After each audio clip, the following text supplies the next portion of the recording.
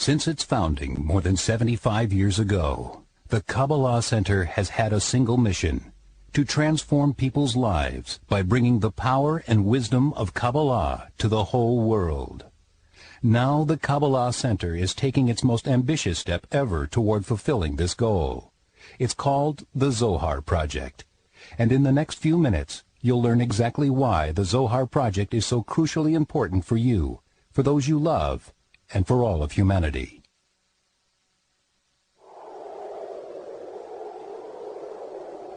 "3,400 years ago, God revealed 10 commandments to Moses. Religion soon covered the globe, promising a world of peace and joy.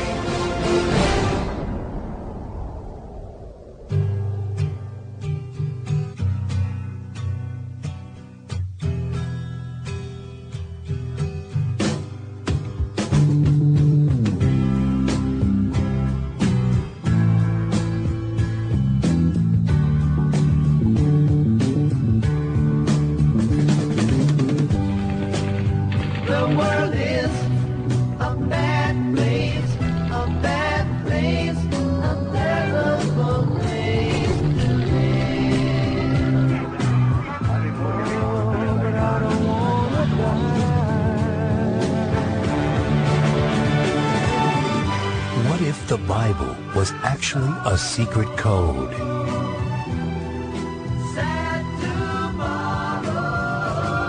What if this code contained the power to transform our world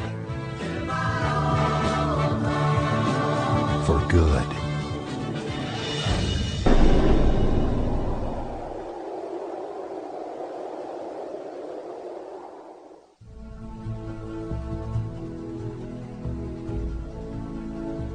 Moses never received a religion on Mount Sinai.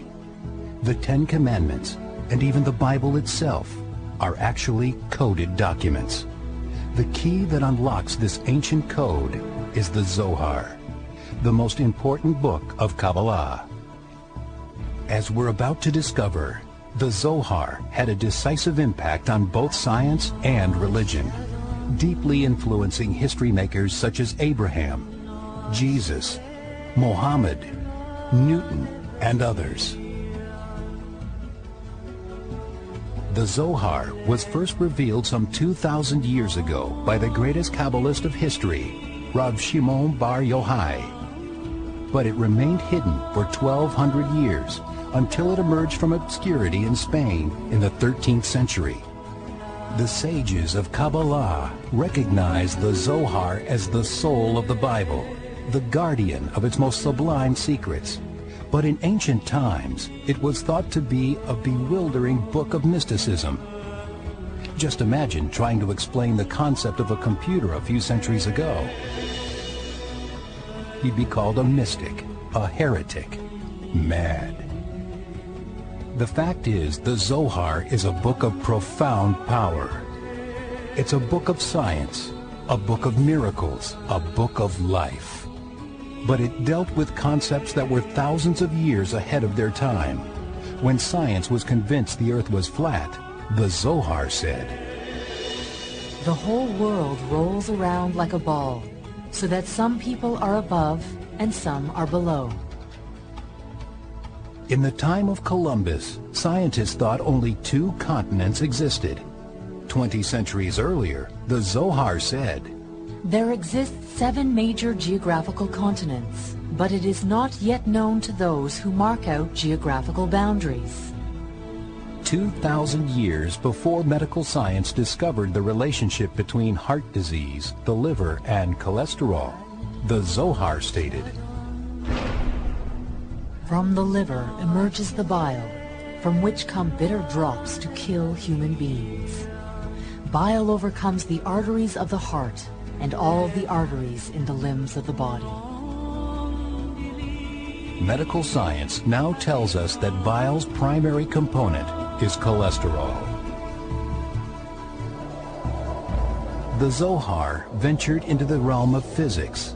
This ancient book said our universe existed in 10 dimensions. They were called 10 sefirot, A radical notion, to say the least. But once again, modern-day science now confirms what the Zohar revealed so many centuries ago. The universe we live in actually consists in 10 dimensions. Physicist Michio Kaku. After being introduced to the Zohar's basic ideas about creation, Kaku stated, "It's eerie how the magic numbers of physics and the unified field theory are found in the Zohar." The Zohar said our physical world is merely a shadow of these higher dimensions.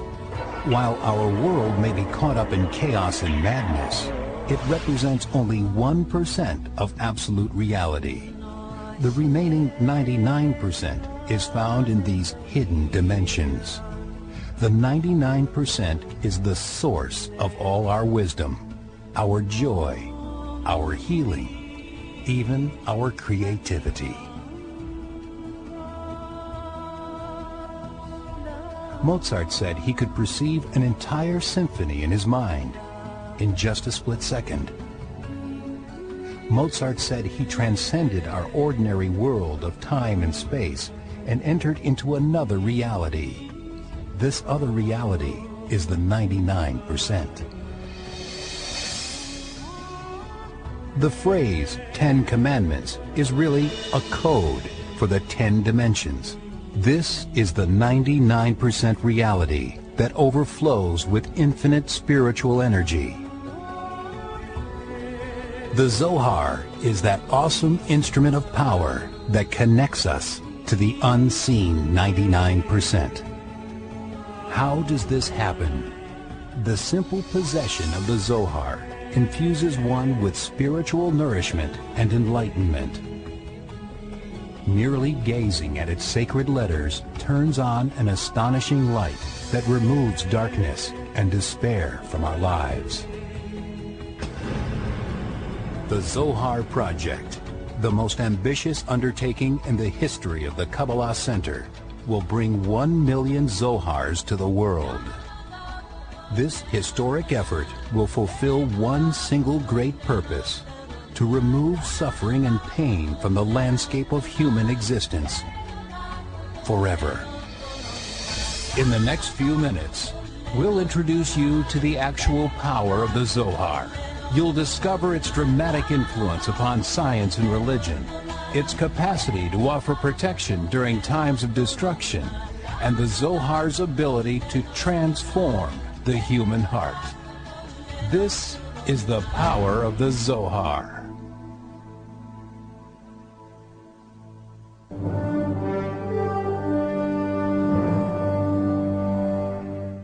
The influence of the Zohar goes back thousands of years. In ancient Greece, Plato spoke about a hidden reality he called the world of ideas. This higher world was the source of all wisdom. Our physical world was simply a shadow of this hidden realm. Sound familiar? 17 centuries later, Sir Isaac Newton said Plato obtained his ideas from the Zohar. And the Kabbalists who were dwelling in Egypt at the time. Sir Isaac wrote, Plato, traveling to Egypt, learnt there his metaphysical opinions, which he calls ideas, and which the Kabbalists call sphirot. The renowned philosopher Henry Moore was Isaac Newton's teacher. Moore and all his peers agreed that Plato's wisdom was derived from the pure Kabbalah transmitted to Moses on Sinai. During the Renaissance, the Zohar dramatically inspired the great Christian philosophers and scientists, Isaac Newton being the greatest. Scholars were shocked when they discovered that Newton actually wrote more about Kabbalah and mysticism than he did about science. Newton was led to the discovery of the law of attraction and repulsion by his studies of the Kabbalah. This is Newton's personal copy of the Zohar. It is still archived at Trinity College in Cambridge. French scholar Serge Houghton said the Zohar had a profound effect on Newton's theories of space and time. He even calls Newton a Christian Kabbalist. Next to gravity, Newton's greatest discovery was that white light contained all the colors of the rainbow. What led Newton to this historic finding? Remarkably, the Zohar states, "Colors blend with each other, except for the white color, in which all are incorporated."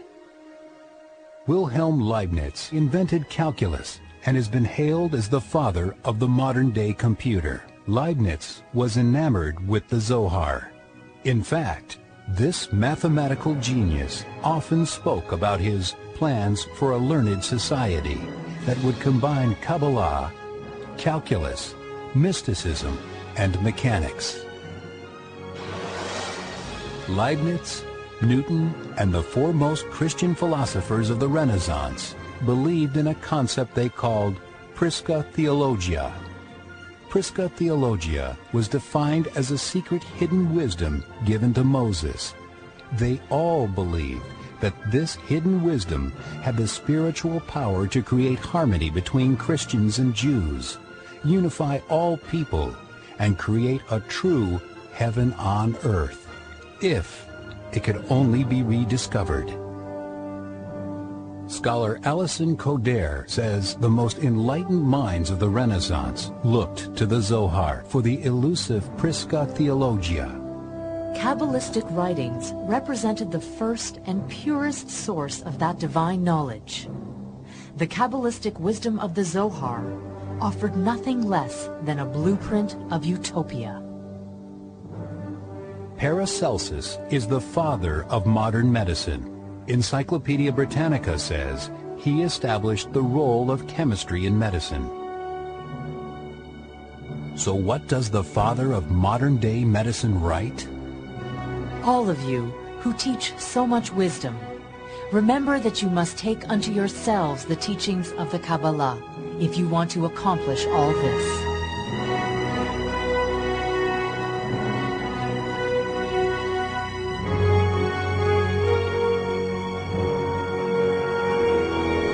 Most recently, there was a startling revelation made about the secret teachings of Jesus found in the Gospel of Thomas. In her best-selling book, Beyond Belief, author Elaine Pagels demonstrates that the lost teachings of Jesus are remarkably similar to the Kabbalistic wisdom found in the Zohar. In the 15th century, Pope Sixtus IV had himself translated 70 Kabbalistic books into Latin. 1559, the Roman Inquisition. Pope Paul IV ordered the burning of the Talmud, the Quran, and other religious works. As 12,000 books were becoming ashes, this same Pope authorizes the first ever printing of the Zohar.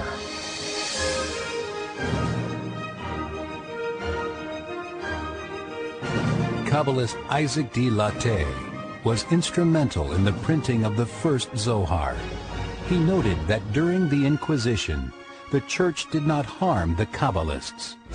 Furthermore, he believed the fact that the Church authorized the publication of the Zohar was proof they sought to remove the hatred and intolerance that existed between Jew and Christian.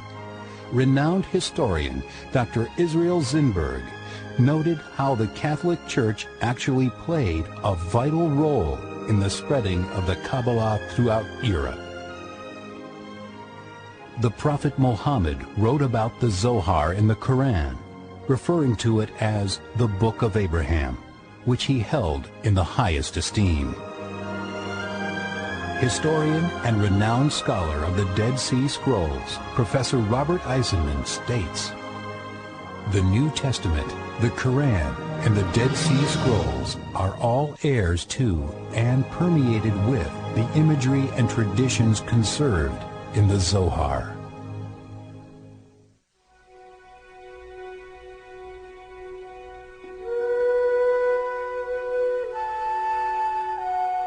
In our time, The Zohar's presence in a home, in a city, arouses a force of energy that protects, even during periods of great suffering. World War II claimed the lives of 50 million people. However, amid this bloody carnage, one group of people received unexplained protection, even from the horrors known as the final solution. Sephardics. Sephardics are commonly thought to be Jews whose roots are in Spain, but a closer examination shows a much deeper connection: the Zohar.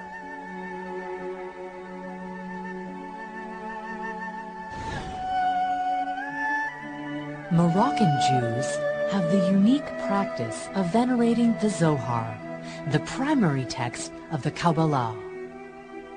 The Zohar was extremely important. When someone was in trouble, the Zohar was brought to the troubled house for a ritual reading. Historian J. Sands points out that there were several places in Morocco where scholars chanted the Zohar 24 hours a day. Then came a war.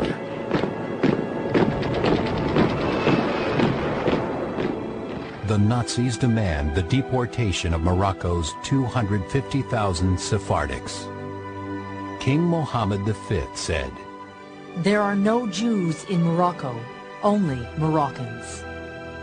Unbelievably, the Nazis turned around and left, even though Morocco had no real army to defend itself against the mighty German war machine. In Morocco, we have seen no deportations, no Nazism, no concentration camps, and no Inquisition whatsoever. Rather, we have seen Jews and Muslims living together and respecting each other. The great Kabbalist Rav Eliezer Papo was the main rabbi of Bulgaria before World War II.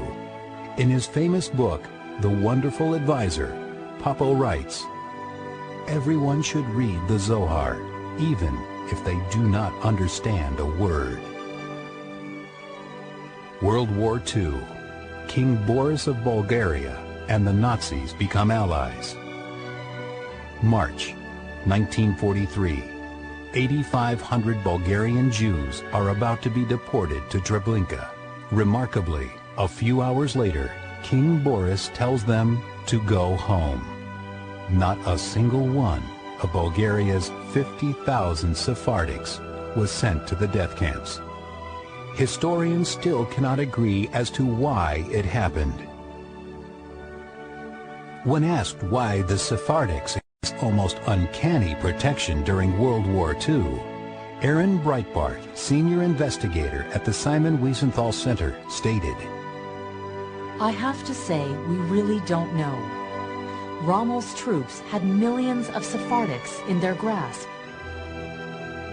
But there is an answer, and it's one of the oldest secrets of the Zohar. The secret is found in the word Sephardic and its true meaning, which has been lost since the 13th century. The Kabbalists unlocked the mystery of the word Sephardic by examining the Old Testament. The sages tell us there are 4 levels of biblical wisdom: literal stories, hints, interpretations, and secrets of the Zohar. In Hebrew, these 4 levels are known by the acronym Pardes, formed from the first letter of each word. When you move the Hebrew letter for secrets to the beginning, Pardes now spells Sepharad. Sephardic actually refers to any person who embraces the Zohar first. So why were Sephardics mistakenly associated with Spain? Because Spain was the birthplace of the Zohar. In truth, Sephardic has nothing to do with race or nationality or religion. Any person of any faith or culture becomes Sephardic the moment he or she possesses the Holy Zohar. Christians, Hindus, Muslims all receive the power of miracles and protection the moment the Zohar becomes a presence in their life. This is the universal power of the Zohar. This has always been its power.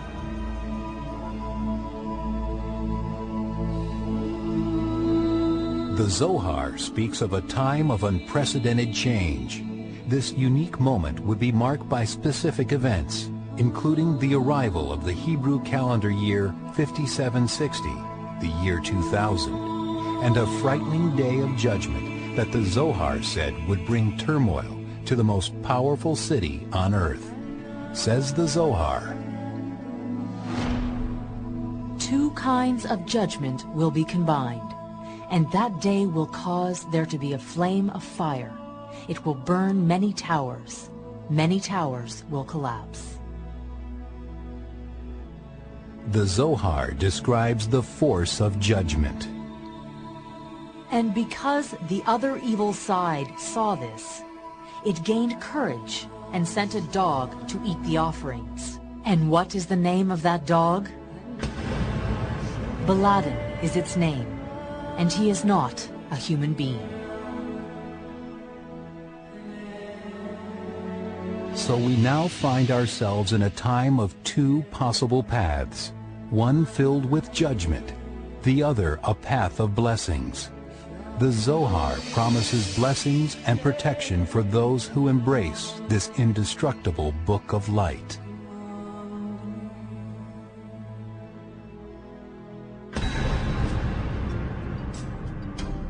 The moment the Zohar enters someone's life, change occurs. Miracles unfold. Muslim Prince Farouk Aga of Spain walks away from a deadly car accident without a scratch. The prince had just been given a Zohar. In an interview, Prince Aga stated, "This is the only book that is for all humanity. It creates miracles. There is something unusual and wonderful about this book."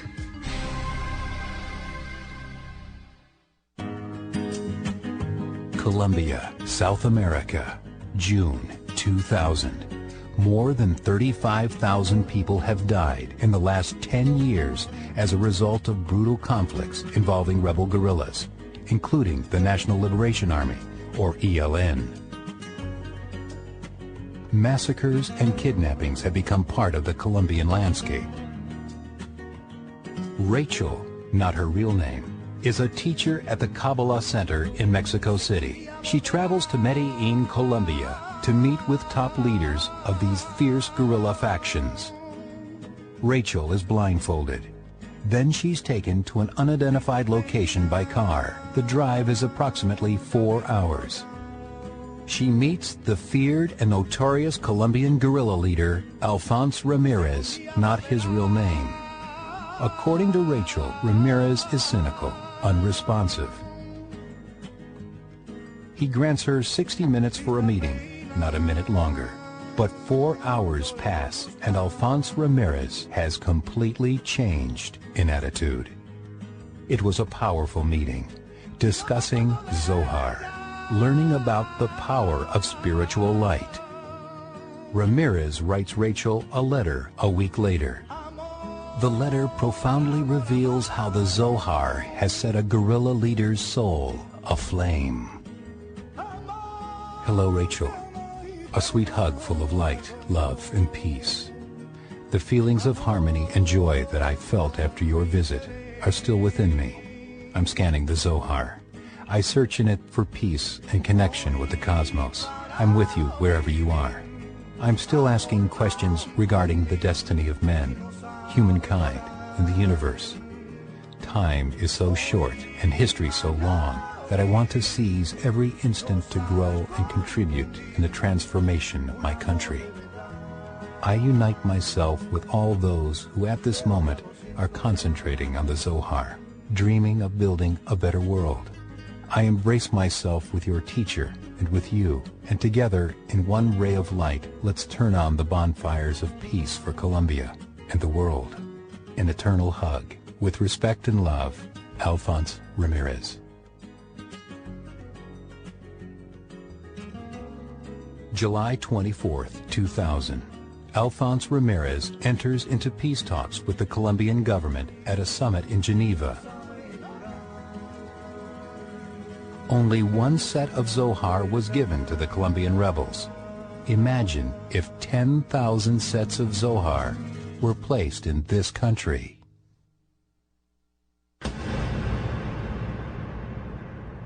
Did you ever dream of truly changing your life? Did you ever dream of actually changing the world? The Zohar Project is committed to distributing 1 million copies of the Zohar to people throughout the world, free of cost to anyone who expresses a need. How will this happen? Your contribution is the key. To date, we have distributed tens of thousands of Zohars to firefighters, police officers, airline pilots, Israelis, Palestinians, leaders of government. The Zohars you contribute will be shipped to hospitals, to schools, to the offices of prime ministers, to the palaces of kings.